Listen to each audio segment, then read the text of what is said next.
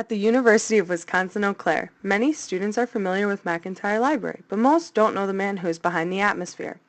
John Pollitz, the director of the library at UW-Eau Claire, didn't always work in libraries. Before, he was driving a semi-truck to support his family. So what happened was I had a master's in history. A long time ago I was working on a PhD in history. Got as far as the master's degree, and then we started a family. And that made me think about making money rather than just pursuing, an intellectual endeavor, because it wasn't looking good for getting jobs in that at that time. And so what I did was then I went and drove a truck for about 8 years. So I was driving semi. So I was making money, and then at one point my wife went back to work, and she had always worked in libraries. And she said, "John, you got a second master's. It's a good career.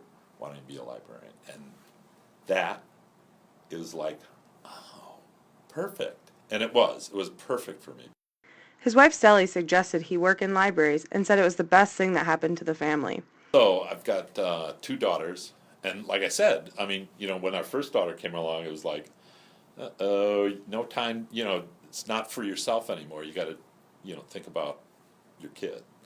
Pollitz said his family is the most important thing to him. Even with both daughters living in Chicago, Pollitz plans to stay at UW-Eau Claire until retirement.